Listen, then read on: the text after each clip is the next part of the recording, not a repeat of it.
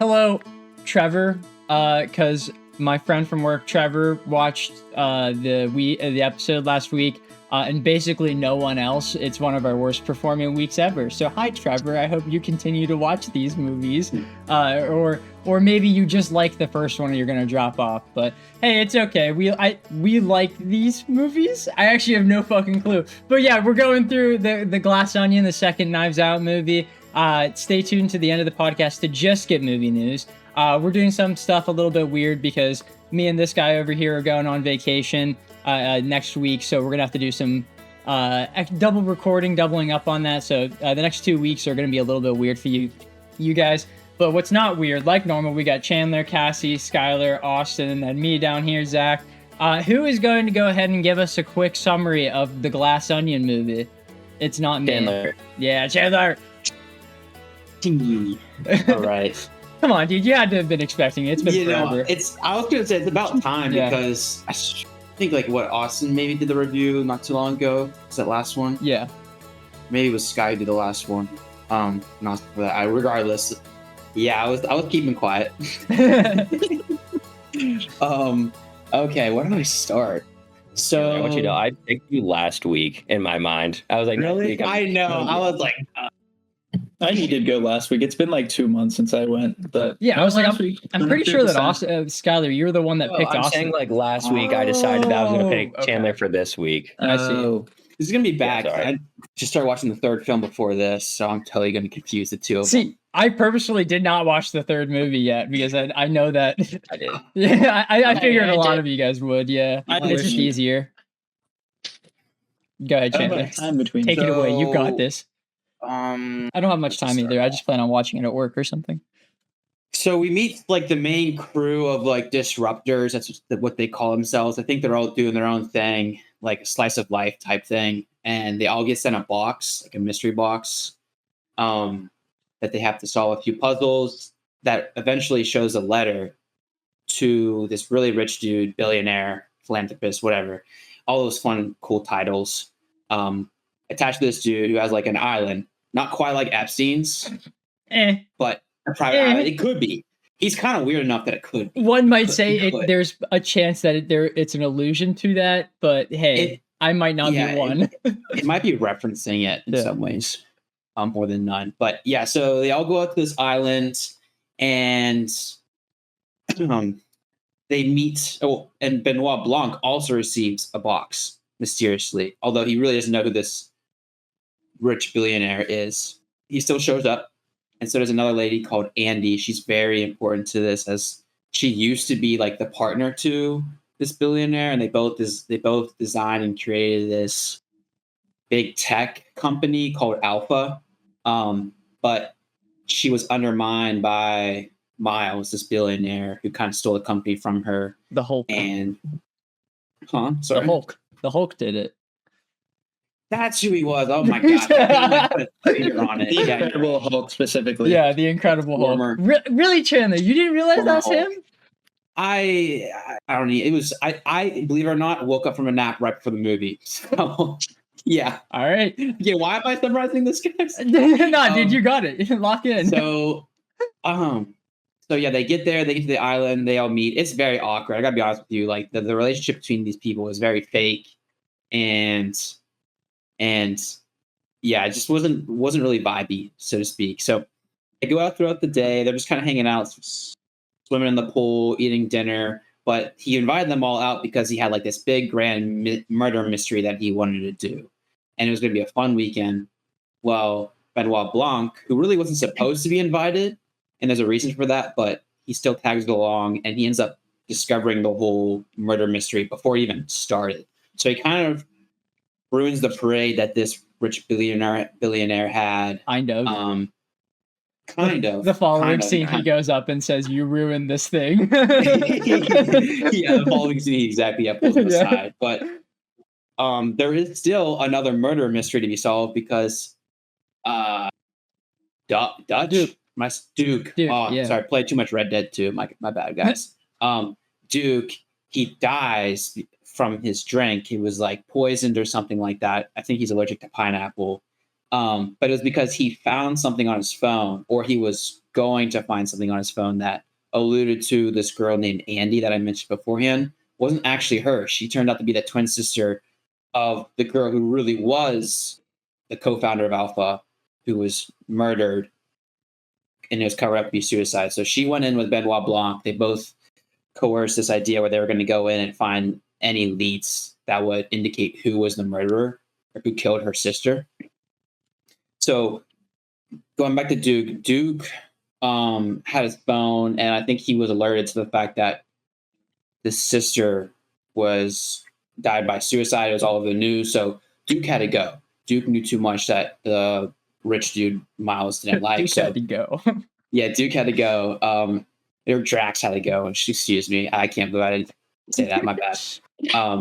So he dies, and everyone freaks out. The lights go off. The rich Miles dude takes the gun from Duke and shoots Andy's twin sister, who we think to be Andy, on this island.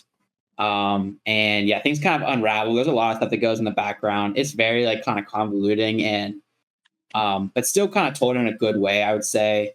Kind of. There might be some. You did not hold back on the spoilers in that one. No, not at all, dude. No, not at all. Yeah, they all die. But like every trope, she had something blocking the bullet, like the bullet. So she didn't die, and they still made it seem like there was blood everywhere using Jeremy Renner sauce, which is kind of funny.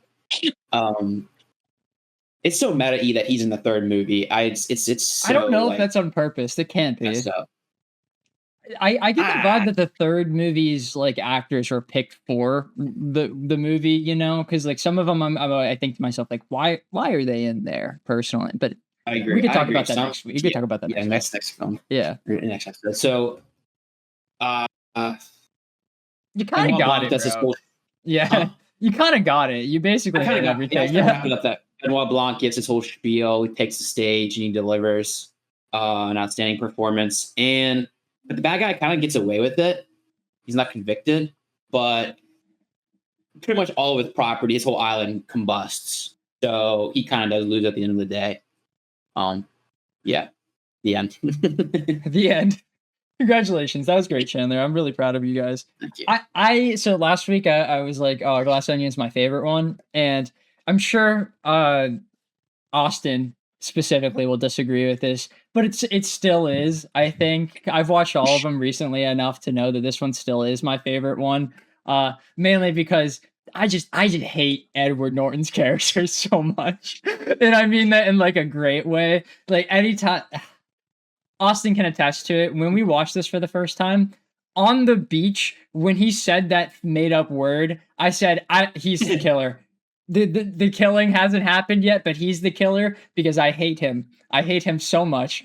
And then I was right. I was like, I mean, it's kind of obvious, but do you also think this is because of the way he looked at Andy?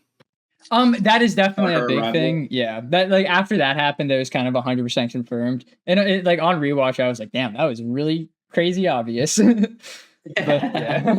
I don't think it was that point that was super obvious to me because, for one, we didn't know he was going to die yet. Like I think that the twist of him being an idiot was kind of dumb because I thought it was kind of clear he was kind of an idiot. Besides that, like at least personally, I don't know if anyone thought he was like a genius, but I'm like the notes he was sending, like that was like what was it? The kids equal crypto or something. Yeah, dude. Like a genius. He was like the 1 in a million works. Like, what the hell does that even mean? Someone read that and came up with a good idea. It's wild. Yeah, unhinged guy with money. So kind of anything can work. Yeah, this movie did a really good job of getting me to hate him. Whenever his house burned down at the end, I was like, yes. Great. And I like the detail of any time he said something that was going on, he was like, "Oh, I had someone work on this, or I had like someone write like I paid so much money for this person to write this story for this weekend," and I was like, I love that. You're the worst. I hate you so much. And then Benny's like tear into him is just so funny to me. The way that he just was like, you fucking idiot. You are the biggest imbecile on this entire planet. What a loser. That made me smile. And then whenever specifically in it whenever the gun part, and he was like, "Oh my god, if I just didn't talk to you, none of this would have happened because you wouldn't have thought a way out of this. I'm the idiot." It's good stuff. All right, someone say a positive. I feel like I'm the only one talking right now. Skylar, you go. I thought the twin sister thing was pretty cool. How it was like the sister, that made sense why she broke the box. Yeah. And then it was really funny to see Benoit Blanc get the super broken box and be like, here's the note. Yeah. And then here's the entire box that went with it. But he lied, bro. He said that he solved them. He said that they were child's play. Because he wanted to make fun of Edward Norton. That was another thing I was going to say. It's really funny. Yeah. You were going to say something else, Skylar? Sorry. The stealing the phone thing was kind of cool because I didn't really stealing the phone, the thing that Edward whenever Norton he did. took his phone, I was like, yeah, and he muted it. I was like, that made sense. I don't know why. I don't think I saw him like leave it on the table, so I thought it was also in his back pocket. So I was a little confused, but I assumed one of the girls took it, but I was wrong. So did you think one of the I was speaking, Chandler, what'd you say? Well, Scott said maybe a girl took it. Birdie was desperate to get a phone, so maybe she could have taken it. Yeah. That's a good point. I was also gonna say, like, Skylar, did you think it was one of the girls that was the killer? Yeah. Did you always think it was Edward Norton? No, I thought it was either him or the doctor. Not the doctor. That's the third movie. The scientist. Yeah, this. The scientist is his like coworker guy, the one that said the thing about the one that was like sending him like the fax emails about the kids equals crypto. Yes, the guy who was reading that off. Yeah. Okay. That's valid. What about? Oh, go ahead. Sorry. Because he had that same reaction whenever Andy was there. Because he said, "Oh, she is." Oh, I didn't actually catch that. Damn. That was good. What? Him talking about Andy like that. On. I mean, I did too, but I guess I just didn't realize it. Because did they do another one of those like things? Remember last movie they did stupid with 2 O's and they replaced it. They did that again this movie, didn't they? Or something? Or was that another thing? Damn, it might have been a different show I was watching, and I thought like, oh, that reminds me of Knives Out because that happened in Knives Out. Among Us. That was hilarious. The world's greatest detective sucks at Among Us.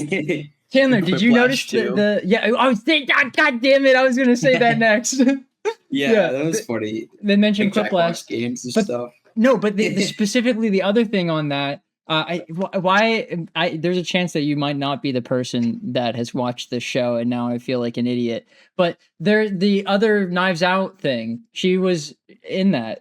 The poker face girl, she was in the Zoom call.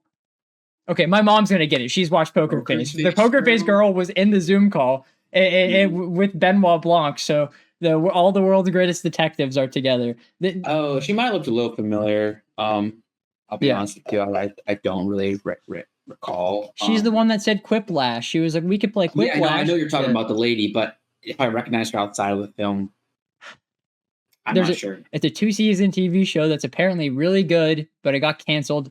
It's in the Knives Out universe, also written by Rian Johnson. Really? Apparently really good. Yeah. So like Netflix and everything? No, it's on Peacock, I think. Wow. Yeah. So the guy just like went wherever he could make shit, and I respect the hell out of that. Yeah. Sure, we got canceled after one season on Netflix. Yeah, I mean, it didn't last all that much longer on Peacock. I know. I was saying it probably wouldn't have gone as far as it did. True. Yeah. But speaking of like the whole Quiplash being in the bathtub and the whole COVID era that this movie showed, I don't think many do that. What movies kind of like acknowledge that COVID actually happened? I feel like it's very slim to none. It's an interesting period piece, you know, like it's gonna just like how we can make movies or watch movies that like are set in the 1920s or whatever. Like this is a very specific time. Yeah. Like I think only this movie does, or I don't know many, not only movie. That's kind of ignorant of me. I'm sure there's other movies that fucking take place in the COVID times. There might be, but even if it takes place in 2019 or late 2019, early 2020, when like they don't mainly wear masks like this movie portrayed them, which I thought was kind of cool. I wonder if they retroactively. I don't remember when this released. I think it's they released in filmed it during COVID, so 20. it was at least like something topical for them to have like experience. So it wasn't like last minute shootings. Like, all right, now it's like releasing it during this time. We got to maybe show some masks. No, I don't. I was just maybe add that post production, but anyway, I thought it kind of blended in well, and I thought it made sense. And like there were some little gags about it, but like Among yeah. Us. Yeah. Yes, guy. Birdie's mask was really funny. Yeah. And then he said, "Oh, I can finally breathe," or something after. Whenever it was just like, there's no mask there. Yeah. Yeah, there's basically no mask. Yeah, I love that. I have one more thing. Did the thing that they shot in the back of their mouth ever come back up again? No, but it didn't need to. Yeah. Okay, let's not talk about that much because one of us might be using that later. Two of us might be using that later. No, okay, never mind. Okay. Sorry, I was like, I want to talk about it more. Oh no, go ahead. Yeah, talk. No. I mean, if someone is going to be using it later, then I won't do any of that. No. Let's hear your thing, or just like that scene. That scene is okay. I guess that's my funniest scene to me. Like the bit where Ethan, he was like, "But what's in that, sir?" And Ethan Hawke goes, "You're good." That fucking caught me for some reason. I was like, "What the fuck?" Are you gonna talk about what you think it is? It's just like the cure for COVID, and he's just a rich guy, and like all rich people have the cure for everything. So he just didn't want to get COVID, so he cured them on their way to the island, which is funnier to me. Like this is fucking ridiculous scene. That's why it's hilarious to me. It's okay. You were saving it for your least favorite scene because like didn't have a payoff. Oh well, no, it didn't need to have a payoff. Yeah, it was just no, I agree, but it is kind of just inserted there. Especially since Ethan Hawke is in there, and he just kind of like doesn't reappear in this movie. The entire thing. With them. Yeah, the entire thing is supposed to just be a bit, and I love that. It's quite funny. Shit, let's. The whole reason that was probably just so they didn't have to keep wearing masks the whole movie. Literally, yeah. That was probably the entire reason. 100%, that was the reason. Yeah, without a doubt. What's the budget for this film? Because there's so many cameos. A lot, probably. I don't know. A Netflix budget. Sorry, I'm usually the one that should have this information, but I'm not prepared. If someone would like to Google that while Cassie says what she was about to say. Oh, I think I disagree with all of you on the whole COVID thing. I hated that it was set during COVID. Okay. Yeah, well, I didn't want to bring it up before we got to the dislike section, but yeah, I hated it so bad. We can talk more about it later. Okay, yeah. I just think it dates the movie a lot, which I guess isn't necessarily a bad thing, but when it's dating it back to like COVID times, like, I don't know, I just don't like it, and it takes me out of it, and I feel like it also didn't add anything to the movie at all. Like, it just didn't happen. Like, we got Benoit Blanc playing Among Us in the bathtub out of it, which was great. But other than that, I didn't see point. And I think they literally solved it. They literally solved it like minutes later, and it never came back up again. Yeah, it could have just not been there. For the sake of having the gag, basically. Yeah. That was it. I guess. No, that is actually a good point. I did, when you said you could remove it, I thought about it, and I was like, yeah, no, it's literally just the beginning of the movie for them to like place the time frame for it, which is very fair. Yeah, because they weren't even wearing masks in the flashback. Yeah, I'm pretty. Yeah, no. Now that you say that, I bet he like had this ready to go right after Knives Out 1, and then whenever COVID happened, he was like, I'm gonna write this in. The flashbacks where they're like going to Andy's house.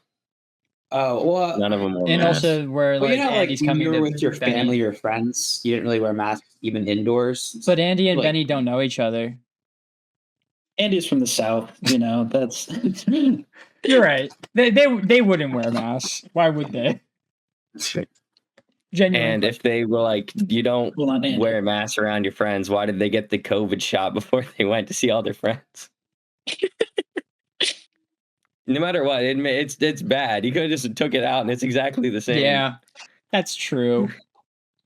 I like the camera work in this movie. It was better than I remembered. I thought it was pretty bad whenever I watched it the first time, and then I was like, hey, this isn't as good as the first movie, but it's still better than I thought, because I was expecting Netflix level quality, and this is just above that, and I like that. I like the shot where they do the reverse shot of the bullet where he shoots it, and they do that like zoom into Andy and Benny, and then whenever you're done with the flashback, they do the zoom away from Andy and Benny, and it looks really good. I like that. That's my favorite shot in the movie. Lily saw the cup switch scene the first time. No way. That's a flex. crazy. That is actually a flex because I didn't even see it the second time, and I knew it was coming. I didn't see it either. She like had to rewind it. She was like, "Look, there it is." That's crazy. I was like, "That's Damn. nuts." So you at that point you know who the killer was, you know? Yeah, because Lily went. She gave him his cup, and then went. She gave him his cup. Like, you know. See, I don't even think that's true though. He didn't give it to like Duke's glass was right there. Duke just avoided his own glass and took Miles. But like, he handed it to him. No, he literally handed it to him. Pretty sure it was on the table when he grabbed it. No, well, They that's switched- one there of were them. That's two one of them. teams. So, Oh, well, I see what you're saying. Yeah. That was the incorrect memory. Yeah. mhm. Okay.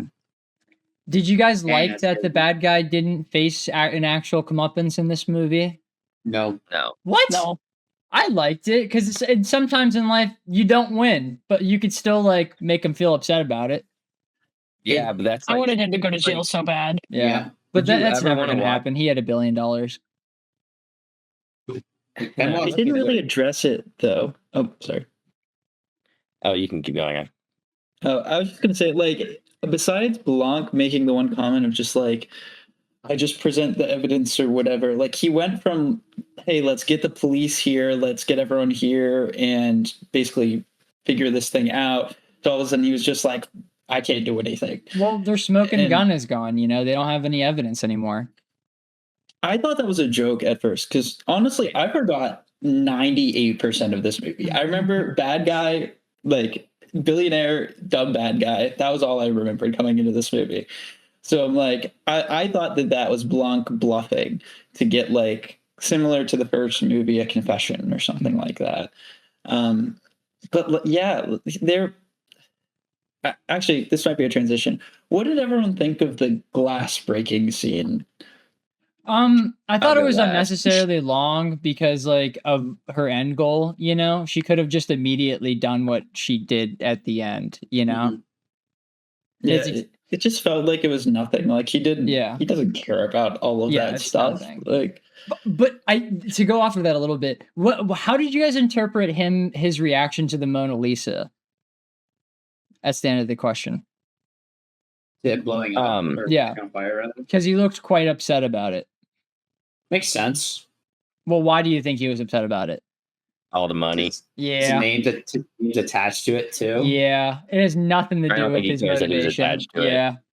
It's all about the money because he's screwed forever now. Like, that's honestly worse than whatever court case Andy's sister could have brought him into because he's going to have to pay way more money than he would to pay off the court stuff for his business. It's crazy. Awesome. To answer your glass breaking scene, I thought it was so stupid. I hated it. The entire thing. It was too long. It made no sense that the other people joined. I don't know why he was just kind of like watching it. Like, yeah, keep destroying my glass sculptures in my house. But nothing else. Like, I don't see why he would do anything about it. I mean, if that happened, if someone starts wrecking shit in your house, I would just kind of sit there and just let it end. well, but if Especially you also had $1 billion, billions of dollars, yeah. yeah, That's sorry, that was the most important part that I forgot to say. yeah. If I have $1 billion I'm like, and can replace it, yeah. If they're just wrecking shit in my house, I'm gonna stop them. But if it's all just irreplaceable, meaningless junk, and I have more than the money to replace it, then who cares? It was dumb. I like I mean, for the first like minute, not even minute, for the first like 30 seconds of that scene, it was like, yeah, you go, girl, you show 'em. And then it went on for another 3 minutes. I was like, yeah, you're okay. like, all right. I thought she was gonna throw it at him. She should have. That probably. I thought she was going to throw it at the Mona Lisa. I thought that's what it was. I thought it was going to be another thing where Well, that was her he was goal. basically Kind of. well, but yes, blowing up the entire place, whatever. I have an issue with that. I'm probably going to come back to that at some point. But I thought it was showing that he was dumb because he only protected it from heat. and that throwing a liquid at it wouldn't cause any sort of alarm. Like he only really thought about. Oh, you're right. That wouldn't. Yeah. Yeah, that would have been so smart. It's just like, hey, here's the drink, and he gives it to her in like a very meaningful way, and then she just drinks it. I'm just like, oh, so he just wanted her to just throw a tantrum instead of just throw it at the Mona Lisa, ruin the Mona Lisa without killing everyone, because she should have killed everyone. Yeah, those people should have been dead easily. I have a hill that I need to like go on for that actually for a second. Oh, I love because if that's all right, unless anyone has any direct comments. No, die on your hill, bro. Go for it. Okay, so I work in gas compression. That's like what I do. Like I make the compressors, and a big thing, like one of the big gases that we do is hydrogen, and they're kind of spot on with a lot of the stuff. Is like, depending on how you make it, a lot of it's through electrolysis. So that's like a green process. I'm not going to get into the details. Point is, it is a renewable energy. It can be, and it's a really good source of fuel. But they're right in that it's because the molecules are so small, they can seep through any piping that they have if there's not like a protective coating on it. So if you just have standard piping throughout an entire house or an entire whatever pipeline, like infrastructure per city, XYZ, whatever, it's going to blow up. Like you don't even need the, hey, let's throw fire into ventilation system. Like you're just having hydrogen atoms just spread randomly, and like through normal process of just going through and just electrifying the entire house, it's going to blow up in like a freaking, maybe not atom bomb fashion, but damn close to it, like fashion. Like we have to have so many like stainless steel coated with like 17.4 pH, like it's specific coatings on it that like make sure that the gas doesn't leak out, because if it does, people fucking die. Like a lot of people die. So whenever he said like, yeah, we're just running it through this place, I was like, oh, they're all gonna die. And then she did the fire thing. I'm like, she just committed suicide? Like that's what this was? I'm like, that's kind of badass. And then they were just fine. And I was like, what? But I liked the look of that though. I thought it was, I mean, you could still die on that hill. I thought it was really cool, the fire getting sucked up into it. I was like, it was cool. It was very cool. But I'm just saying, like, it is like, that is the biggest problem with hydrogen gas, is like that could be used for everything that we use like normal, like natural gas for, except for the fact that all of our infrastructure would crumble and it wouldn't be able to like hold the hydrogen atoms. Like we'd have to redesign everything. So him saying like, we don't need to do testing, I'm just going to pump it through this house, is the dumbest thing in the entire world. Like that is just so dumb. I like it. Sorry. How did it not blow up whenever he did the lighter on his own then? It should have. Yeah. It should have, yeah. Easily. Like if it's been running for that long and like I mean, it's not like it's just going to seamlessly go through the pipes and stuff like that, but I don't know, like 1% of volume of gas that's pumped through those pipes is probably leaking out just constantly throughout the day. And if it's been running for a while, then that house is probably full with hydrogen gas, which would kill everyone. It's fine. Wow. So are we officially into negatives now? Yeah, we can do it. Yeah, sorry. We have one more positive. Oh, okay. I really liked Flock in this movie. I'm so glad that we got more of that goofy little Southern guy. And then like the first half of the movie, he's like first on the trip, they made him seem like, the word I had in my notes was goob. Just he was goob. Just walking around. I really liked that a lot. I like that guy a lot. G said that she liked this one because it was more funny than the last one. It was. I also quite like I like the music in the last one, but the music like gave me chills at like two different points in this movie that I quite enjoyed. Specifically the gun scene where they started to do the flashback. I looked it up. I was trying to find out what score it was, but it's just like the main Glass Onion score with the harp. Like they were just plucking that harp so hard in the middle of that movie, and it just was so satisfying to hear. And I really liked the score of this. All right, I'm going to transition into it. I don't like that it's the Jeremy Renner hot sauce. I think that's really stupid. Like that is the dumbest thing ever because he's in the next movie, and also like who the fuck knows about Jeremy Renner's dumbass hot sauce and Jared's? Is that a real thing? I don't know. Jared Possibly. Leto's kombucha. Yeah, Jared Yeah, Leto's what was that kombucha. about? That I one knew was that you were funny. gonna say that popped up in the movie. I was like, I didn't remember that, and my second thought was Austin's gonna have a field day with this. I hate it so much, man. I think the one saving grace that could be with that is if it isn't real. Like if they don't actually have those brands of things, like then it might be slightly funny. If it's real, which I kind of think it is, basing it off no actual knowledge I have, but I'm thinking it's real and it's just an advertisement. Okay, Scott, go. Neither are real. They're both fictional products made up for the movie exclusively. No. Yeah, that is true. I want to hate it more than, but now I can't. Okay. The Jared Leto. There's no reason to utter Jared Leto's name in a movie ever. It's a death toll. But now the Jeremy Renner hot sauce is kind of funny. I don't know. It's kind of funny. Do Now. you think Jeremy Renner saw that and then asked to be in the third one? There's a chance. He does have a hot sauce. He does have sauce, but it's because of the movie. Oh. Okay, well that's kind of. This one says that Running Hot is a fictional small batch hot sauce brand featured in 2022 film Glass Onion: A Knives Out Story, and it's shown as a key plot device. And this came out in 2022. Wasn't the pandemic like mostly over at that point? It was, yeah. Yeah, but they filmed it in the like movie. It showed like it was 2020. It was May 2020. Oh yeah. But I just mean like it came out and it was already kind of dated. Yeah, like, they could have just taken that out.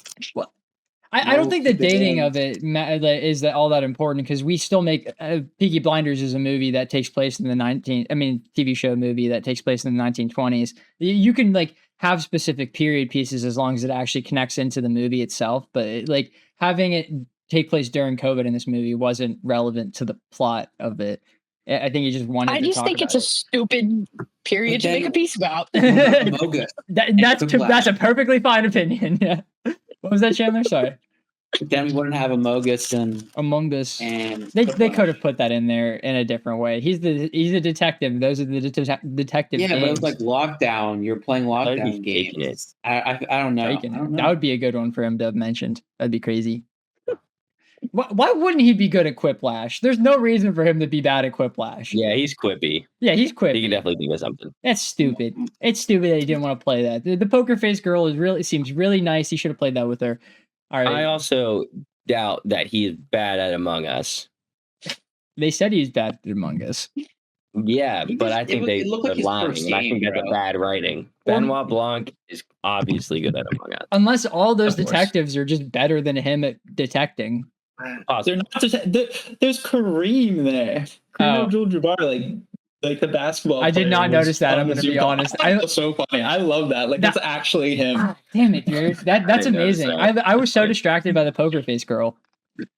Wait, awesome. What if Kareem is a goat detective in this universe? You don't know that. He is actually like a genius though. Like in the Little Dicky TV show, he shows up for like a full episode and he's a very smart, like put together dude. He has his own it was either like he has his own like, kombucha newspaper that's or something. alcohol. No, not just selling stuff. Like he was like big on like spreading like awareness of certain things. He had like some like fundraisers that he would do, and I think most of those were real. But he's like, I know in real life he's like known for being like a really smart guy. So I would not question it. That's really good.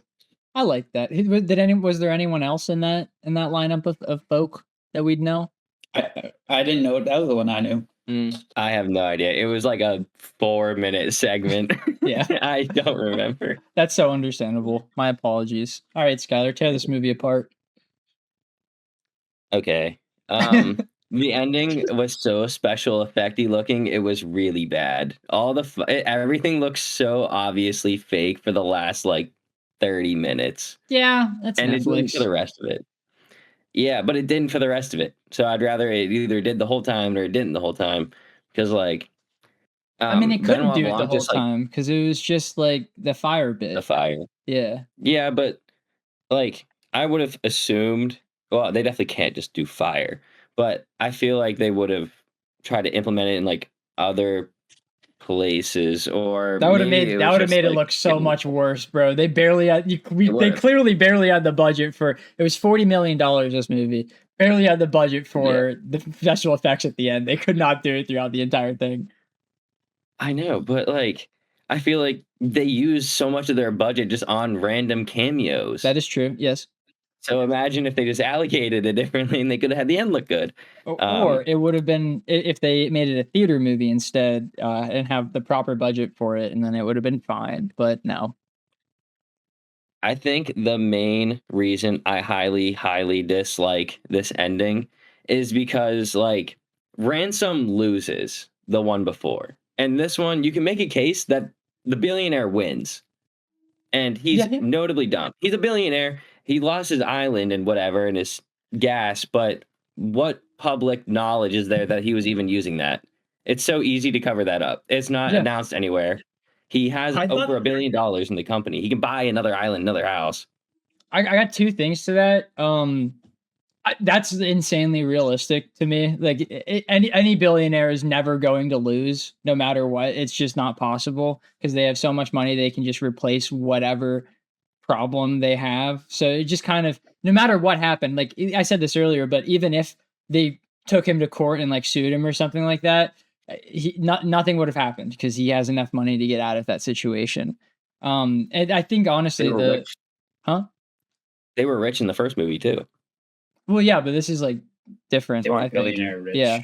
Also, the money was going to Marta, who's a good person. Then none of them had that money, and this he already had it like from the get go. But the Mona Lisa thing. I did say this earlier, but I do think that is genuinely worse than if he was going to have to deal with the court case of his business thing. So I count that as like a somewhat loss because his name is now going to be forever negatively placed in history. But he never was actually going to want to be remembered. Yeah, true. I mean, yeah, go ahead, Austin. I was just going to say with the Mona Lisa, I could be wrong, but he was saying that he had that meeting the next week with, what was it, like world leaders or CEOs or whatever. I was thinking that they knew the Mona Lisa was going to be there, / like that's part of why destroying it was a big thing is like he can't really cover that up because that was something he advertised. But I honestly can't remember if they specifically addressed that. They didn't, no. Because I think I would have wrote that down. Because I did remember that Mona Lisa exploded at the end of this movie. Well, I thought it exploded. Yeah. It just means he won't get his loan back. Yeah. Yeah. Yeah. But I mean, also he's got those people coming to his place, so he has to explain why they can't do that. I don't know. I can wish they closed it a bit more. I'm not trying to defend it. He could easily just make up like, like house fire. Like kitchen caught on fire, only one person was home. Yeah. It's the Mona Lisa. Also, the biggest problem was that he installed the safety switch that goes against the insurance. Right. Yeah, because it actually wouldn't have burned up because of, I don't know how, because there was a fucking massive explosion. But it wouldn't have burned up because it had the protective seal.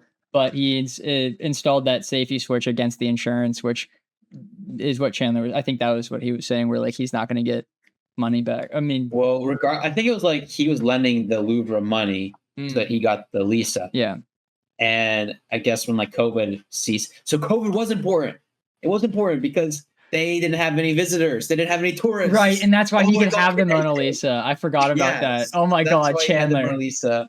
Oh shit. Genius. I cannot believe that actually worked out. So yeah, I guess yes, he would get his money back in return of the Mona Lisa. They'd probably just keep the money. Well, they would be like, "We're going to keep the money and ask for like damages." Better like sue him or something. I don't know. I don't know how that works.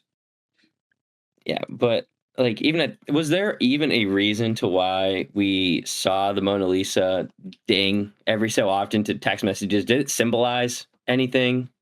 It was because you mentioned that it was so sensitive. This thing is so sensitive that even like the sound of a phone going off shuts it.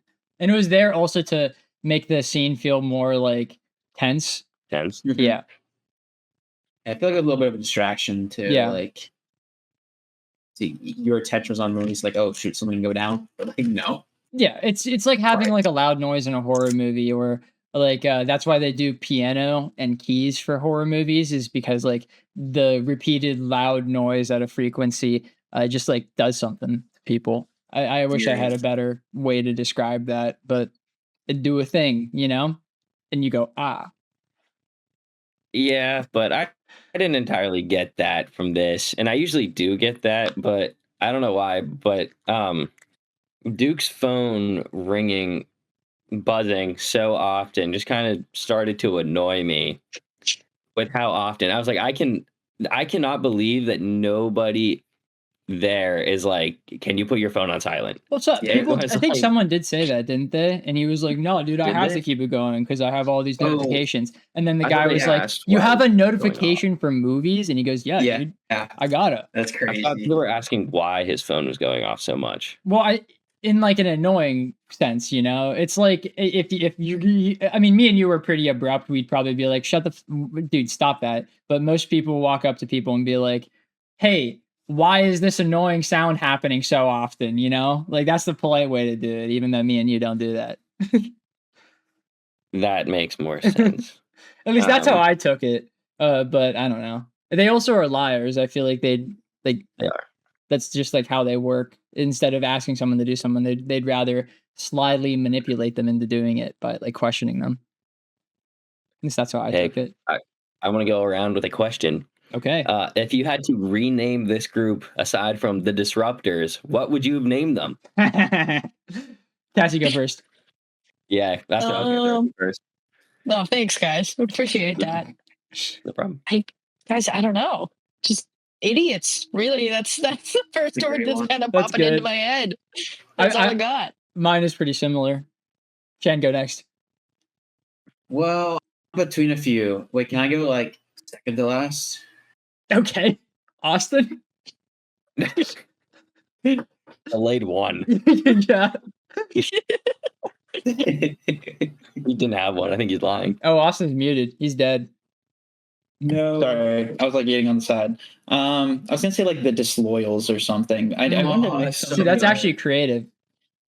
I was trying to Mine get is something not. in there. Pretty I straightforward. wanted to make it similar, but Oh, I it's got not like with money stealing in there. Okay, Chang. Let's hear the it, Chen. double crossers. Hey, that's a good Ooh, one. I like love that. I was trying to do something like yours, Austin, like because Mhm. how they like turned on him in the courtroom and like they're all fake and frauds, something like that. Yours is really good. The still one. I went with the classic shitheads because they called them shitheads a couple times in this movie. Jeez. What was yours, Wait, Skylar? no, come up with something else that wasn't in the movie, Zach. Me? That's like What? You cheating. said idiots. That's not any different. Shitheads is That wasn't in fine. the movie. Okay, dummies. Stupid idiot poo There poo you go. heads. There we go. Yeah, Yeah. that's the one. Yeah. All right, Skylar. I didn't have one. I just thought Disruptors was a horrible name. And because like I don't even think they are disruptors in basically any sense of the word. It's kind of the point, um, though. You know, they're a bunch of losers. Yeah. They disrupt society. It's like whenever a Discord moderator names their Discord like Athens because they think it's cool. They're like, "Yeah, dude, we're like the Greeks, man. Like we're sick as fuck." You know, it's not supposed to be a cool name. This is the bottom of the barrel, loserest of the loser people. I feel like if they didn't go with Disruptors, if Well, they were all like in the hundreds of millions to billions dollars, I feel like they would call themselves the 1%ers. Unironically. what about the shitball squad? Or That gang? dude nailed it. Nailed it. that would Holy be it, shit, Andy, you're dude. right. Why That's were the we one. even thinking of other names whenever Chandler's right there and you thought of that? That's crazy. What was that again? Run it back real quick. I said like the shitballs gang, probably or something. Yeah, shitball, yeah, Man, your shitball gang, genius shitball amazes squad. me. That was amazing. I really like that one. Oh, that's gonna be a good clip. Do we want to get to our 3? Yeah, we can start hitting that. I don't know if I have too much. Why not? Yeah.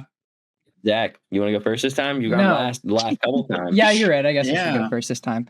I liked when Ethan Hawke appeared in the movie. G was like, "Oh my god, is he in the movie?" And I was like, Yes, and then and then she was like, she was like, I didn't know he was in the movie. I was like, yeah, he's in it for a bit, and then he wasn't in the movie ever again. Oh, it's so good. Hugh Grant is also in this movie. That's not a part of any of my three, but it's just something that we didn't talk about. He's in it for a scene. I like that. I thought it was really funny whenever he didn't answer the question. He just was like, "Hey, you're good." The way he said it was quite funny to me. I liked it.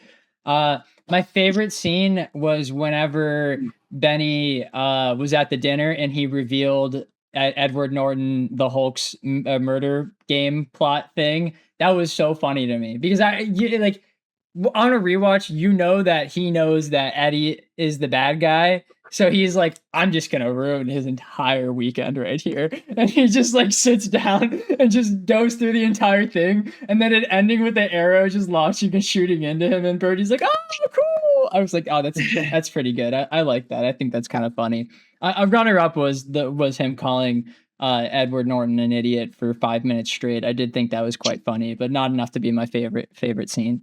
I'm sure that there's other least favorite scenes, and this is gonna be ridiculous coming from me because like I'm supposed to be the film guy or whatever. I didn't have like a whole lot of things I didn't like about this movie, even though you guys did. But there's one that really, really, really bothered me, and it's a really dumb one. And I'm sorry in advance because like there's no way that you guys even registered this as a thing that you don't like. At the beginning of the movie, when they're going through the box with all the puzzles and stuff like that, Duke's mom kept saying the answer to them, even though she wasn't even looking at anything or listening. Although she was listening, but they weren't saying anything relevant that would help her figure out the answers to it. And I was like, I don't like this. Like, this is dumb. And I know that's stupid because there's bigger problems in this movie. But to that one, that was the one that bothered me a little bit the most. And I know it's really stupid, but that's my least favorite scene. Popcorn, Cassie. Okay. My favorite scene. This is gonna be a weird favorite scene, but it was when what was her name? The twin sister. Andy? It was the other one. The one who was alive. Is it Helen? Helen. Yes. That's it. When she shows up and Benoit's partner opens the door, it was that. Like just seeing like into his life. It was like it humanized him. It kind of grounds him because like whenever you see him like out and about, he's always this big character. And I don't know. I really liked it. And I thought it was sweet. And also Benoit's gay, and I think that's cool. I shouldn't have mentioned Hugh Grant because you were literally the very next person we were gonna. Yeah. You said that. I was like, oh, yeah, I'm sorry. No, you're fine. He's gay and bad Among Us, and I like that. Among Us. Among Us. My funniest. God, it's so bad. I don't even remember what scene this was happening in. I just remember the dialogue. Someone will probably help me out, but it was it's so dumb, it's brilliant. And he goes, it's just dumb. Yeah. I know Birdie said that. Yeah.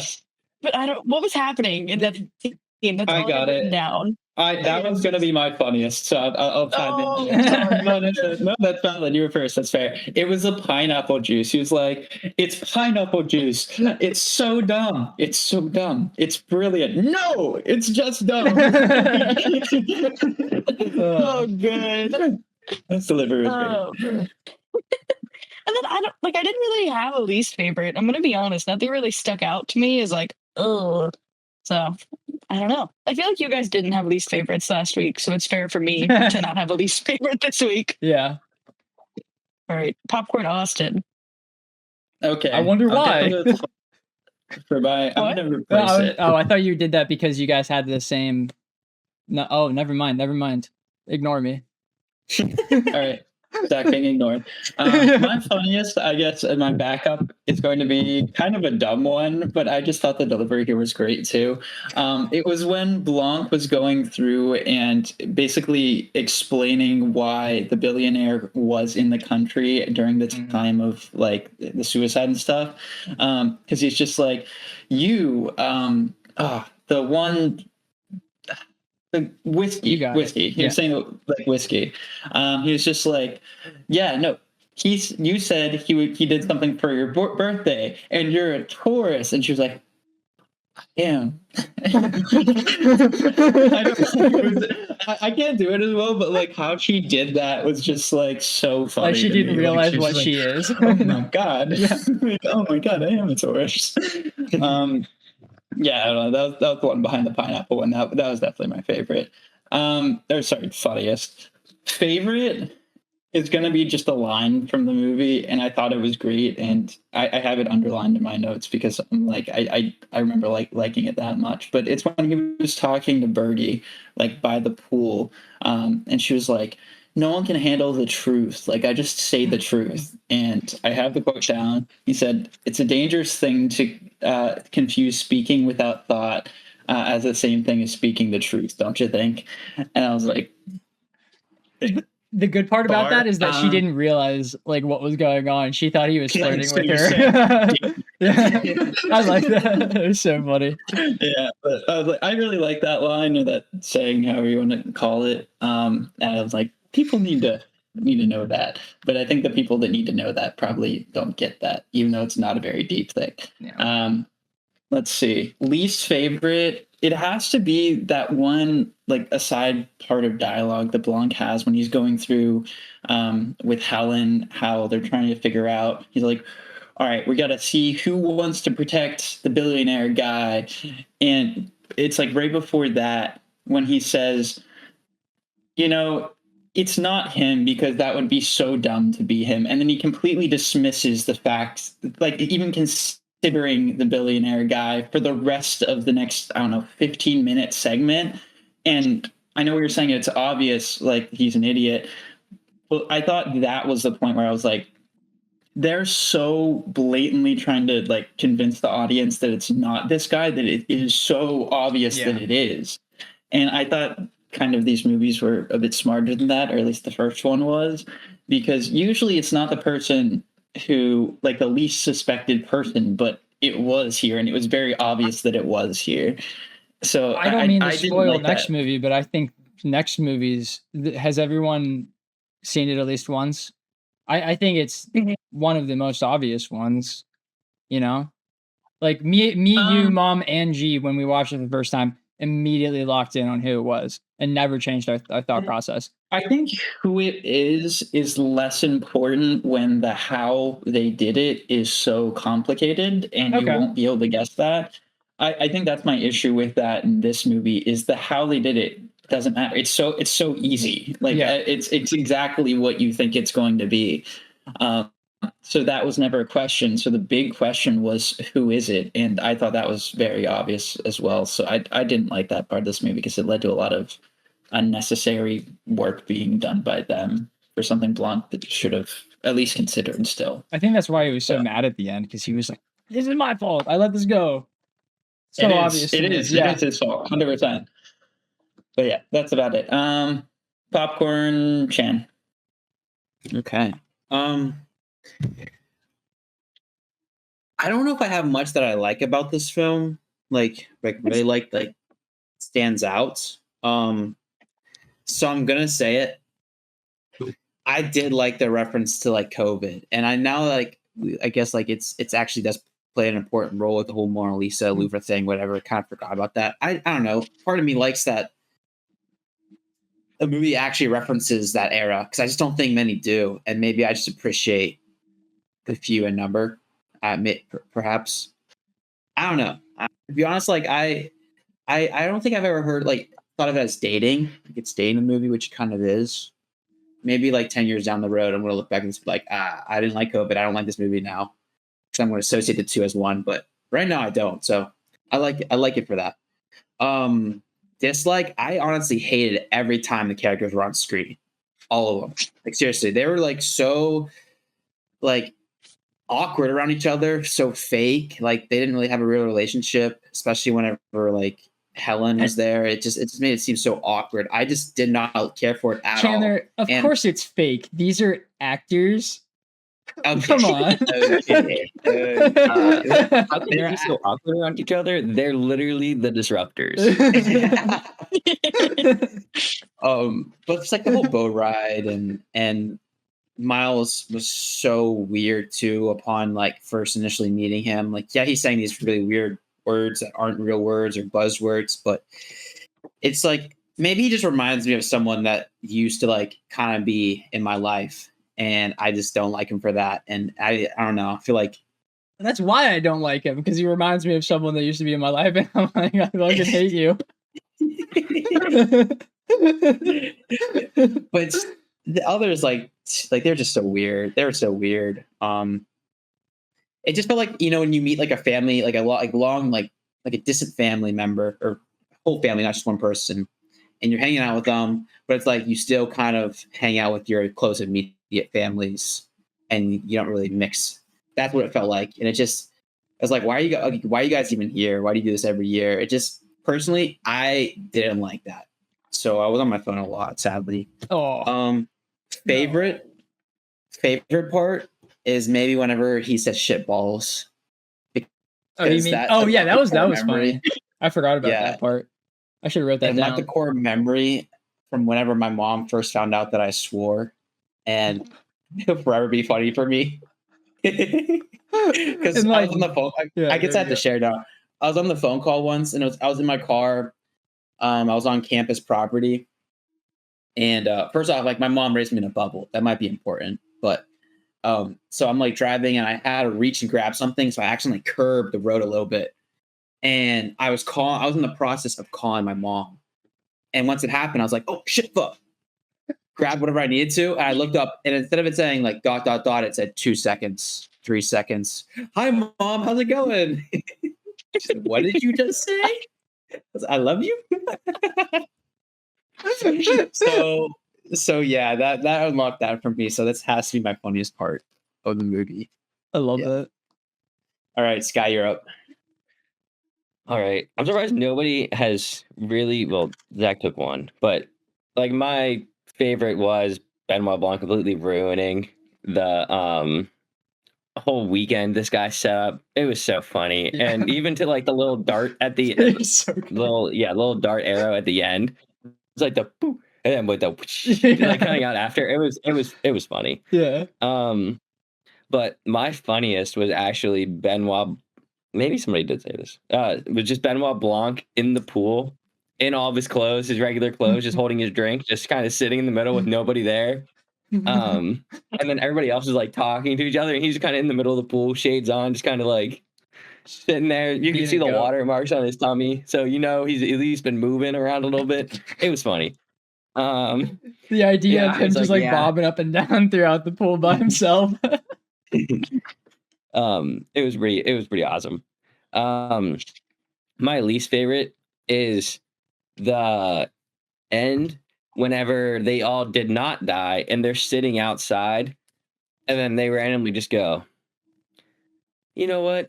I did see you light that on fire. Yeah, I don't see any of them turning characters, so I thought that was a little stupid as well, personally. Yeah, that's all I'm gonna really say on that, because it could get me into so much. So I'm just gonna cut myself off, and Zach, you can just take it away with your review. What do you mean? You're up, bro. We go reverse snake order.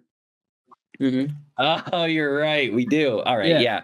That scene was so stupid. Like, none of these characters are the type. Like, of all things in this movie, to make them want to change over, that is the least important one. The least important one. Maybe they have a concussion. Dude, they should be dead. Yeah, I'm not gonna up. Not gonna deny that. Yeah, so it makes no sense why either they're not dead or why they switched up there and why they joined in throwing the glass. Why did they do that? That made zero sense too. You do too. Come on. Yeah, exactly. They're like, yeah, go ahead. Yeah, throw one and then immediately look at him and see if he's mad. Oh, you had to check to see if Daddy was gonna get upset at you, before you keep destroying shit. Yeah, but they didn't seem too upset. 15 minutes later, whenever they're like, "Yeah, I'm gonna go against you now." Like, what was the point? Yeah, I don't like that one. We don't want to talk about that one. I don't like that one. Yeah, but none of the characters are the type to change up. They literally watched their friend die, and that was not enough. That was not enough for them to switch up. They found out he killed their friend, and that was not enough. But the end they all did survive an explosion. So, instead of sticking with your billionaire who could fix every single issue in the movie, switch up on him then. Not whenever the friend dies. If he's going down, they don't want to go down with him. But he's not, though. We've talked about that. How is he going down? Like that's what we were saying earlier. He's a billionaire. He can fix every single issue. The Mona Lisa means nothing in this movie. It was just financially set for life. Financially set for life, but he cares more about that. He wanted his fame, and he's not going to famous. He's the person who ruined the Mona Lisa. He's going to be in that's not the kind of fame he wanted. So yeah, he kind of got. He didn't get the. It's not the way he wanted to become famous, but he is now famous because of the Mona Lisa burning up, and also like his whole new fuel source is exposed as being super dangerous. I think that also. But it's not exposed. It was never public. He said it to the people there that this was the first place they were using it. Nobody knows unless they go out and say it. The scientists and the governor lady, whatever, they both signed off on it for something. They both gave approval for it to be used in 2 places. So it is also in use, I think. It's only in use on that island at the moment that we know of. They signed off on it for it to be used, I think, later on. Yeah, I don't know. The glass onion exploding probably put a wrinkle in that plan, if I were to guess. You said what was the glass onion? That thing, I never understood that. Wait, you didn't get that was the glass onion? What, the structure? Yeah, it was a big glass onion. No, yeah, that makes sense. But like, what even was it on the inside? Like that whole the rays crossing and stuff. What was that again? I don't even know. But a funny thing is kind of cool. Did you guys notice that Edward Norton's sorry, Skyler, for fucking ruining your summary bit here. But whenever Benny said his interpretation of the glass onion, on Edward Norton's face, he did one of these. He was like looking straight at Benny, and then he like looked up to like process that, and he was like, "Yeah, like that could be what it means," because he's a fucking idiot. He never actually thought about it. All right, go ahead, Skyler. I liked the twin sister twist. I thought that was cool, and it kind of made sense why a lot of people reacted the way they did about her showing up, and her being last. And I really liked the fact that Benoit Blanc lied at the beginning, and that it kind of came back and it made sense, and everything was starting to make sense. Them going before her, practicing being her sister. I thought that was super interesting. Even to them laying out the whole plan. I don't know how they didn't hear them yelling at each other in the house when they're in a bathroom. This is a very big house. It does not look very soundproof. Everything here seems to be glass. So I don't know how they didn't hear them. The end bit, whenever Benoit Blanc was beat by basically just a little lighter the guy had, because he just lit it on fire. One, I don't know how they didn't see him starting to grab it and lunge. They were looking at him. Pull it away.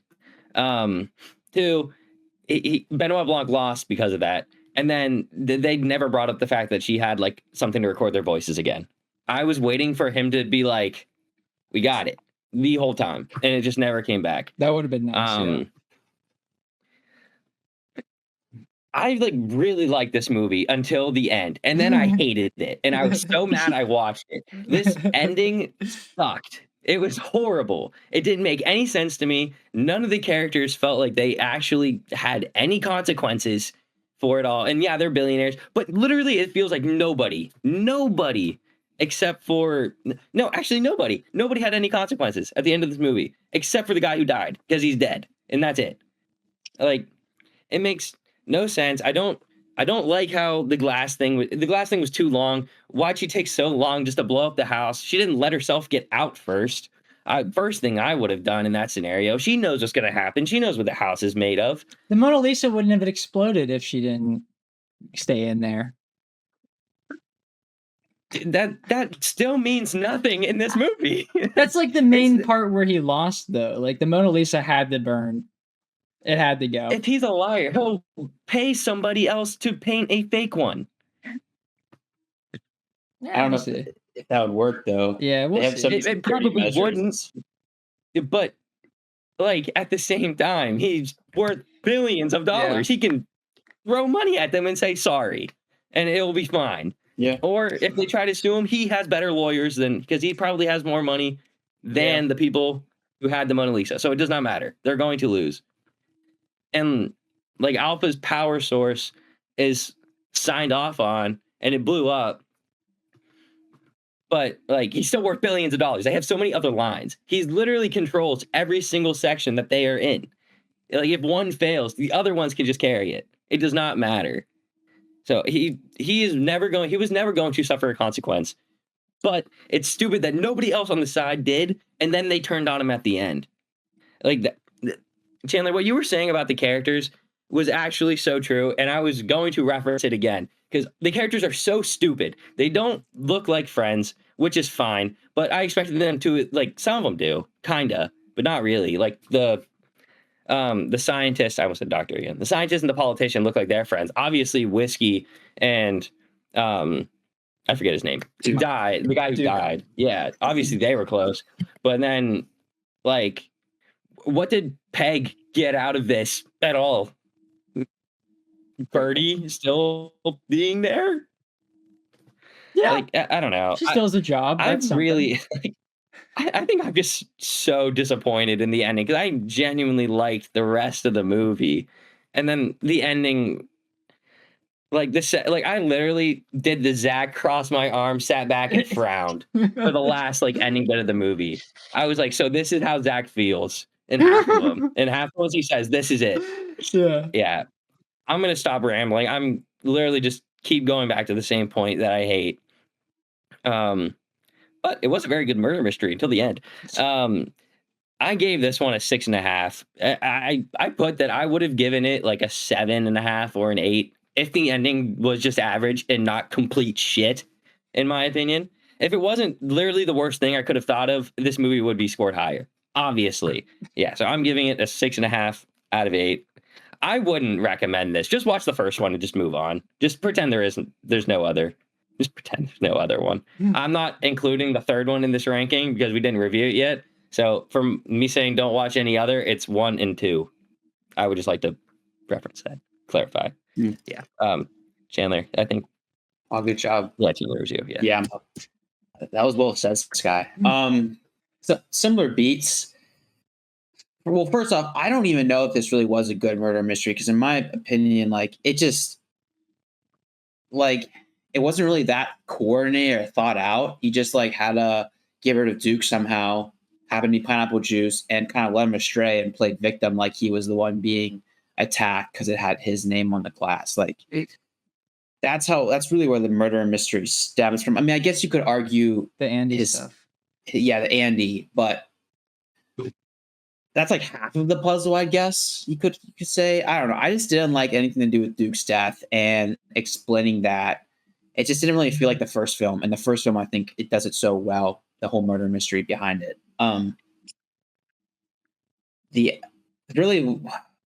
Watching this movie makes me cringe. Just seeing all the actors portraying their roles. Like, I think they're all great. I think they're doing a good job at acting, but just what they're acting as is very cringeworthy to me, and it's not something I want to watch. Yeah, I know that's very brutal saying it like that, but it's just I don't like the fakeness and it's like if you're at a pool, like get in the damn water and swim and talk and engage and not just like whisper with one another. I don't know.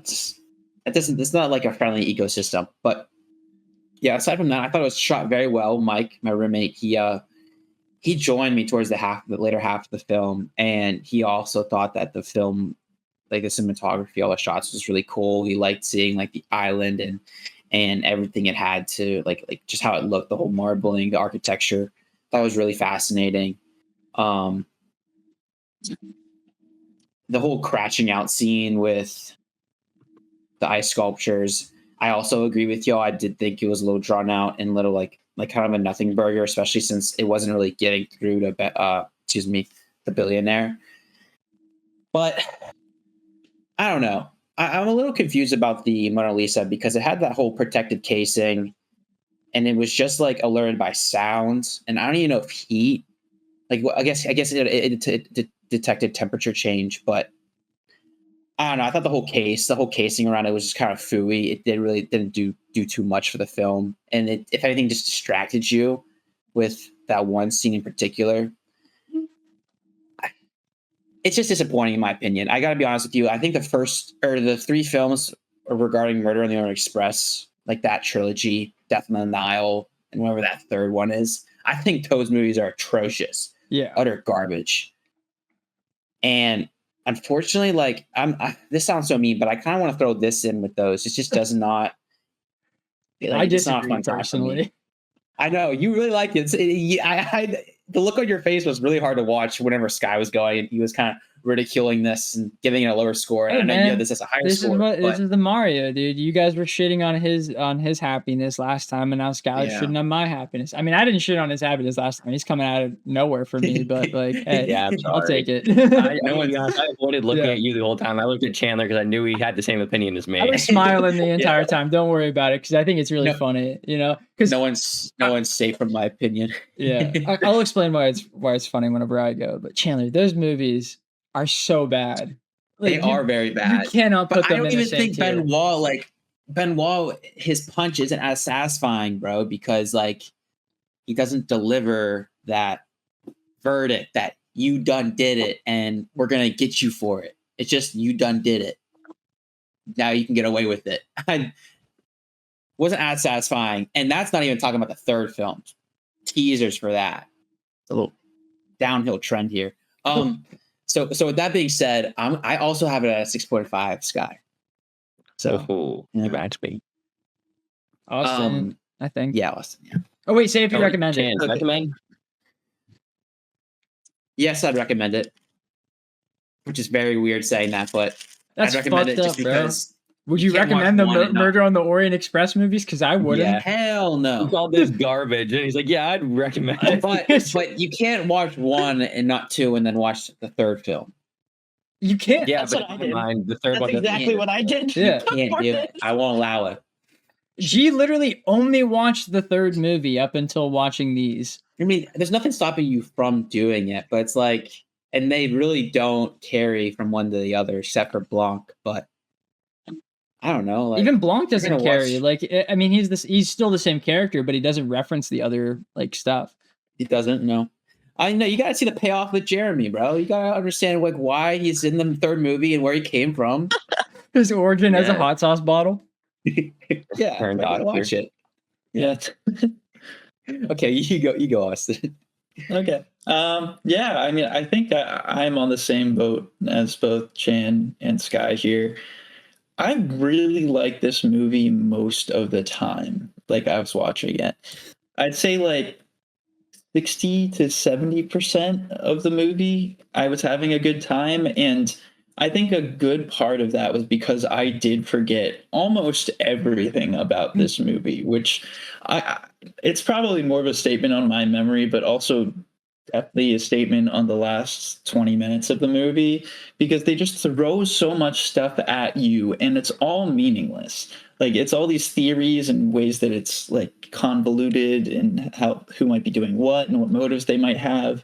But like I mentioned previously, if you clock that he completely wrote off the billionaire guy at first, and that was a very easy sign to say it was him, then the next 15, 20 minutes of that movie, you were just sitting there waiting for them to finally reveal that it was the person that you know it was.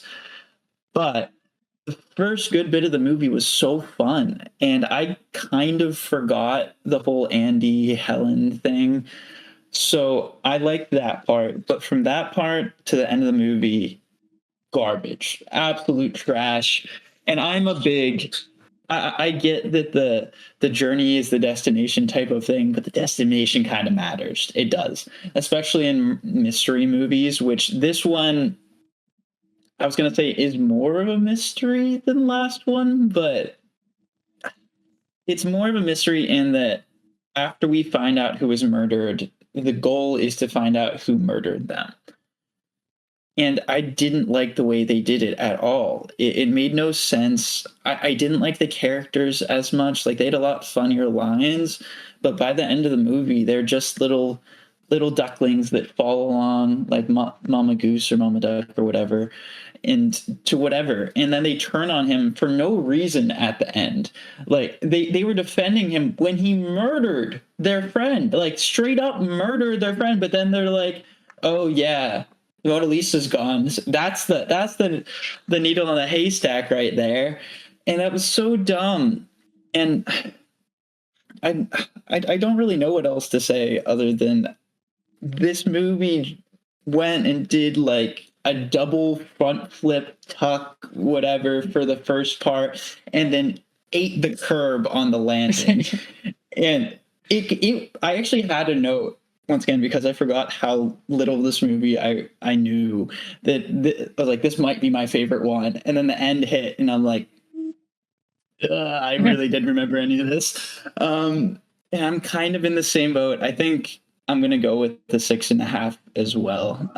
I think that's a fair score for this because you need a good ending in a mystery. And would I recommend it? I think I would generally, because most people just want to have a fun time in a movie, and this is definitely a fun time, most of it. If you're like a lot of us here in the podcast, maybe not, but for the general movie goer, I'd probably recommend it. They're probably going to enjoy it. But yeah, that's about it. Passing it back. Who's Cassie? Yeah, guys, I'm about to drive our average up a good bit, probably. Zach will too. I had such a good time watching this movie. Like, I thought it was a lot flashier. It was a lot funnier than the first one. The first one definitely was more clever, mystery aspect wise, for sure. But oh my God, this movie was just, I don't think ridiculous is the right word, but like, I was sitting in my bed watching it. It was like, oh my God, I'm Outlandish? having such a fun time. Yeah, that's the perfect word for it. Thank you. And like my plan was to only watch an hour of it before I went to bed. I watched the whole thing. I was like, how to know what happens next? I'm so invested in this. What's going on? I don't know.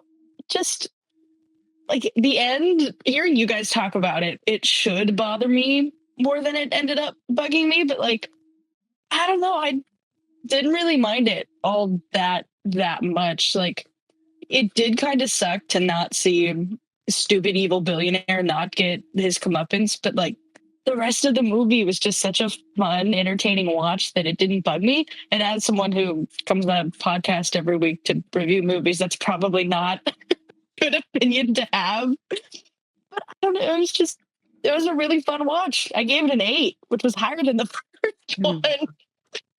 But yeah, I don't know. It's an 8 for me.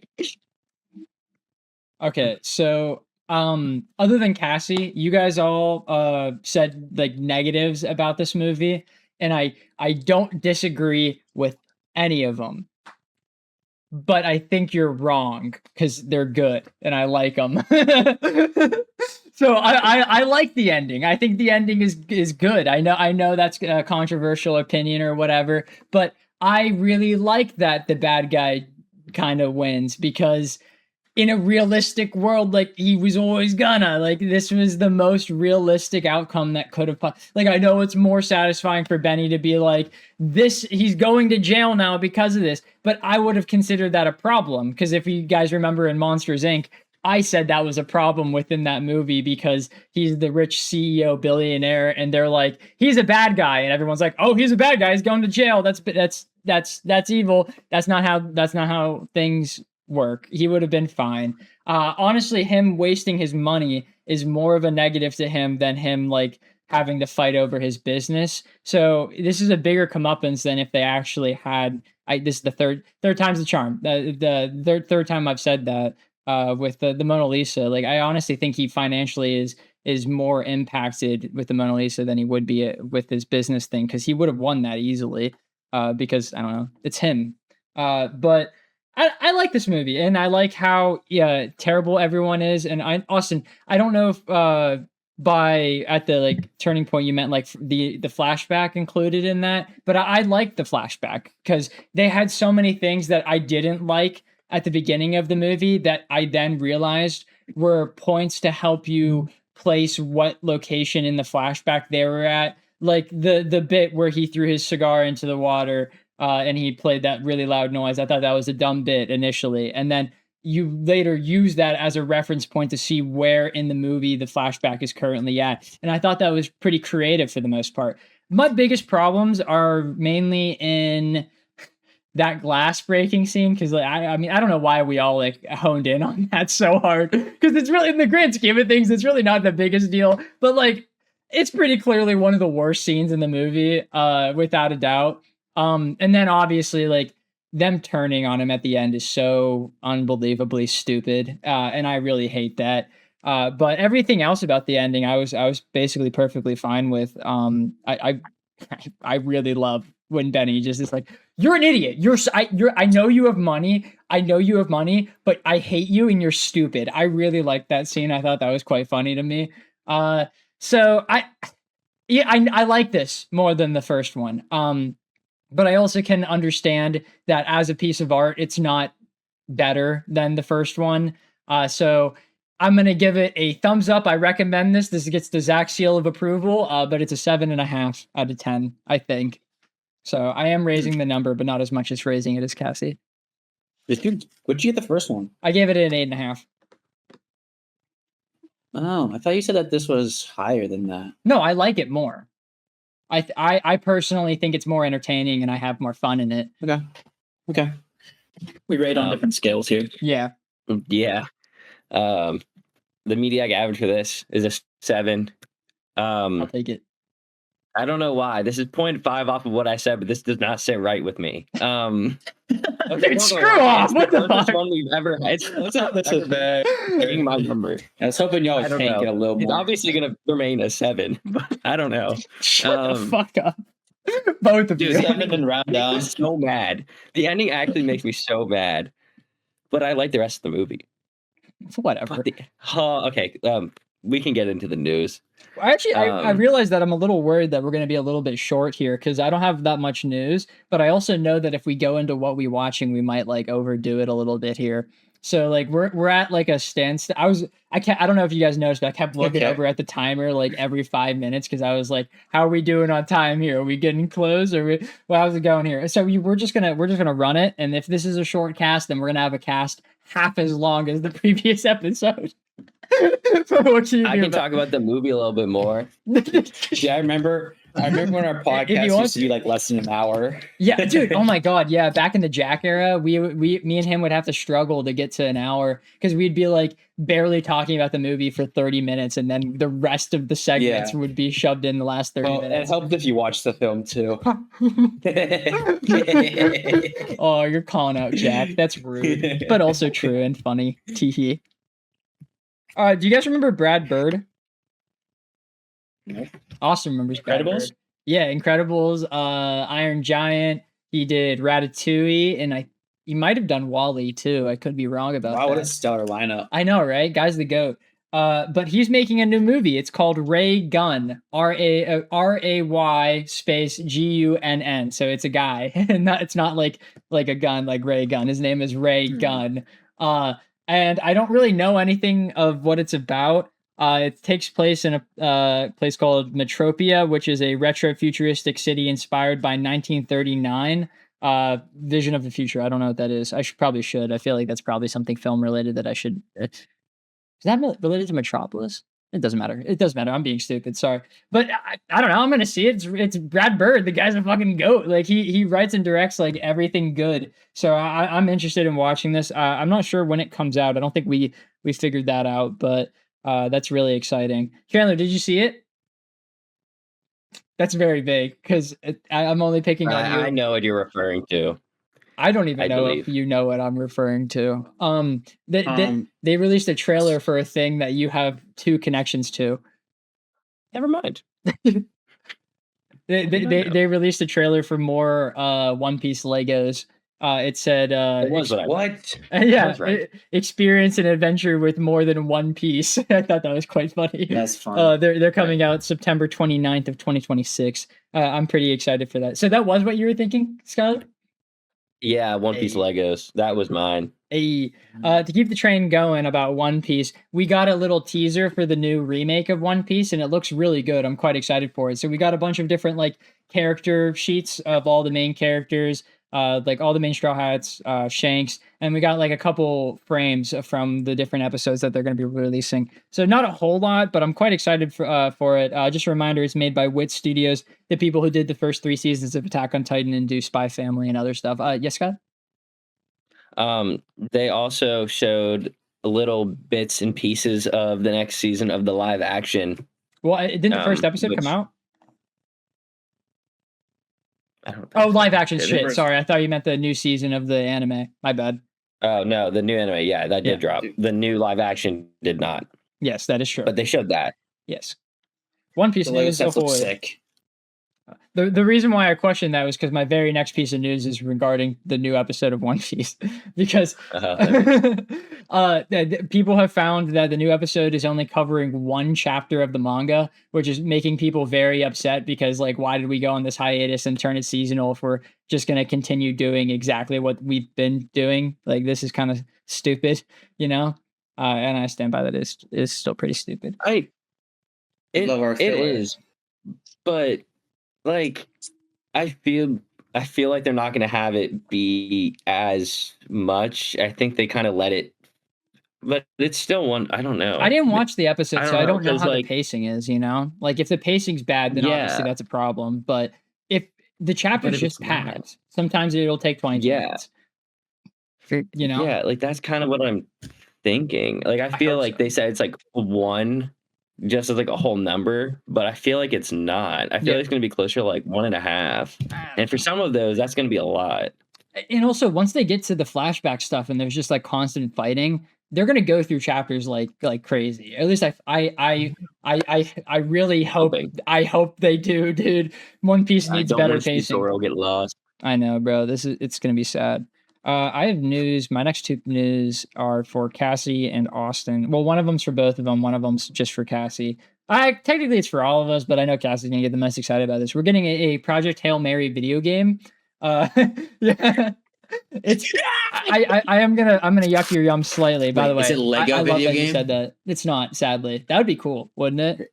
They have a Um, Lego set. That's the only reason I thought of it. But They I did. want it. I want it so bad. It's sold out. I can't get it. way too much. The Lego game? Wait for it to go on The Lego sale. set? It's Isn't like it like 80 $100? some pieces for $100. Yeah, by no means want it. is it worth $100. And I saw At people least were making 20%. like little Rockies, Mhm. but all those sets that you can make Rocky out of are sold out because, of course, they are. Yeah. Dang. It's like the 3-in-1 bunny. I think you can I make bet you Rocky out of. scalpers out there are loving it right now. It's sick and twisted. Anyways, what's the bad part of this? It's a VR game. Yeah, I knew that was gonna you weren't gonna like that. But like, I don't know, the idea of Why? that's kind of cool in my opinion, you know, like you're being out in space. That's probably scary. Who's making it?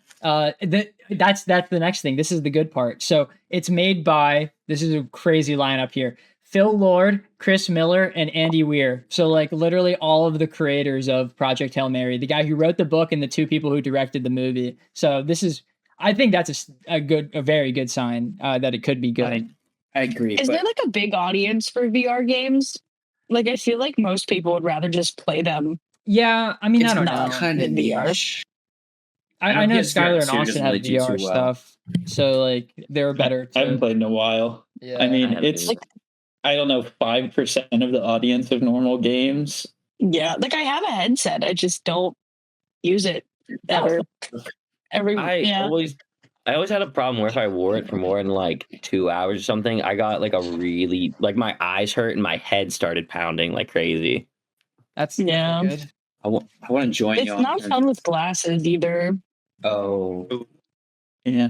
Like squeeze it. Yeah, I don't know. That's the Yeah, reason I it's never fun. used it for either. your Austin or glasses look pretty Skylar's. big too. They might not Yeah. fit over them. They do, but it's not like comfortably. That makes Yeah. sense. I've always hated VR for the reason of glasses because Really? I like Yeah. I can't. My vision is so bad I can't see it if I don't have my glasses on, and that's very uncomfortable. Like you would to think wear that it wouldn't be a problem, but it is. Yes, the screen's right there. on your face. Close, Yeah. but Yeah. Well, my eyes just suck, so like, Yeah. it's a big problem. I want to join y'all as VR gamers, but I'm waiting until Steam Frame comes out.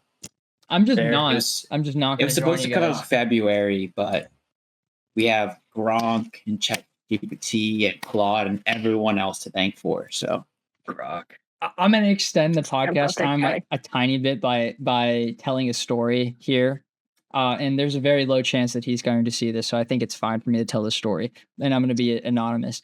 A guy from work, he is interesting, and I won't say opinions, but you could come to your own conclusions based off of the story.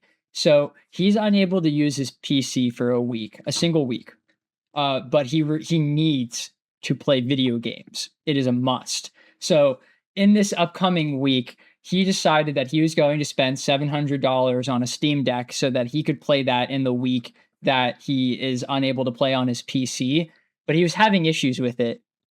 He goes on the Craigslist and he saw a Steam Deck for $300, which is not at all what the price of it is, obviously. But by the way, the reason he's having problems getting it is because it's sold out. So he had to go to like Facebook Marketplace or Craigslist or whatever. I don't do OLED right now. Yeah, and like, no, go ahead. Sorry. Well, I'm just gonna like allude as to why it's low stock and stuff, but they aren't doing like the 256 gigabyte options anymore and stuff like that. I think they're doing higher gigabyte or terabytes and OLED screens too, so it's less supply. But sorry, crazy expensive though. Yeah, it is. Yeah. But for some reason, he saw $300 Steam Deck on Craigslist and was like, "This is real." And then he contacted the guy, and the guy said, "I will only take $300 in Xbox gift cards." So this guy goes out and he buys $300 of Xbox gift cards, and then luckily it got shut down as a scam, and he was real upset about owning now $300 of Xbox gift cards. Which, like, in my opinion, this is like that's the best case scenario. Because what if he committed and sent him the Xbox gift cards? Then it'd just be down $300 for no reason. Interesting there. Bro, I still feel like he's down $300. Bro, but like, dude doesn't own an Xbox, right? He does not own an Xbox, but he has been updating me. He's selling them individually. Bro. Oh my god. I know. Definitely for a loss. Yeah, it's fucking awesome. No, I wish we had the $50. I wish we had like the Curb Your Enthusiasm, like bump bump bump ba-da, bump ba-da, like soundbite. Yeah. Oh, that'd be good. Like, I don't know, man. I just tank the week. It's just a week. It's not that big of a deal, at least in my opinion. Yeah, for real. It's It's a mobile game, bro. Like, get addicted to Clash Royale. I don't know. Rage quit on that. You have a phone. You guys get excited. Are you guys excited? Did you hear the news this week? Did you hear the news? We're getting why am I blanking on the name? Dungeon Crawler Carl live action TV show produced by Seth MacFarlane. Yeah, produced by Seth MacFarlane. So are you guys excited? What's your opinion on that? Seth MacFarlane? Yeah, Seth MacFarlane. Who's producing that? What? Yeah, he's producing it. Yeah. I got this from Screen Rant, so it's like relatively legit. I'm excited for all but 2 words of that statement. Is it Seth MacFarlane or live action? My bad. Yeah. I don't care. I'm like, anyway, I want to see some visual interpretation of this. I mean, I want to see it. I'd be excited to see it. Animation is just so obviously the way to do it, though. Like, there's crazy, like the scale of a lot of the stuff going on is just, you can't do it in live action unless you have like a Game of Thrones budget. And I know this isn't going to get that. So I think he's getting too high off his britches by having 2 good TED TV show seasons, and now he thinks he can do that. Do anything? Yeah, he thinks he can do anything. Yeah. It's gonna be like not a movie. It is a show, yeah. I think they're gonna ruin the comedy a little bit. Like I love Ted. Actually, like I thought the TV show was I didn't watch the show. It's funny. I don't it's like so the movies. Funny. I'm like, look, I appreciate Family Guy. I watched that a lot growing up, but I'm like, I feel like he just kind of continues his brand of comedy for a lot of the things he works on, which usually fits, but this I don't think is the same thing, and I don't think it's going to go well with that. But we'll see. Yeah, I don't know. That's just whatever. Cassie, what's This, your Did you the enjoy the Baldur's movie? Gate show. We'll see. Oh, I forgot about Baldur's Gate Interesting. show. Yeah.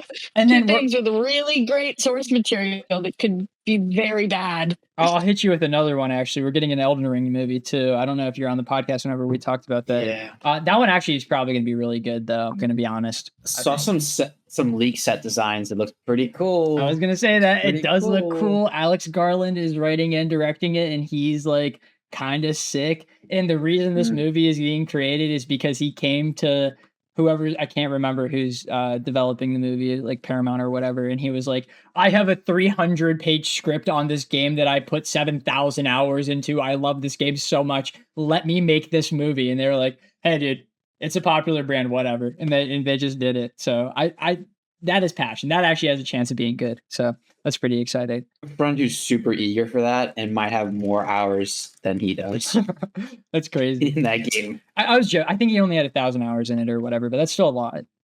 Yeah, Go ahead, Skyler. Yeah. hell of a lot.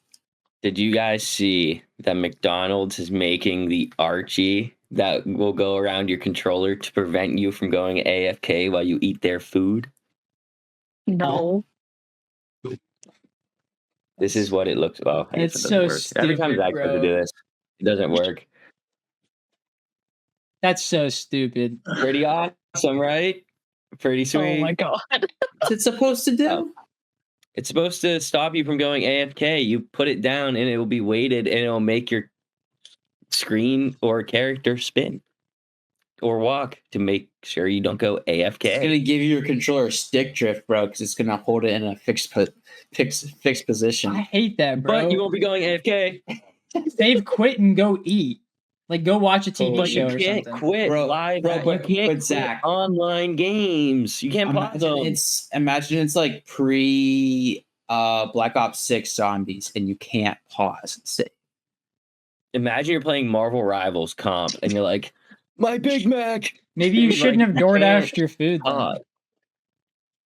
Yeah, If it's but DoorDash, it's cold regardless. You can't eat it. yeah, but what if it's not? What if you got it on the way back and your friend gets out of, well, the usual thing is like when you text them to get on, they're like, oh, I got to shower first. And they actually get on.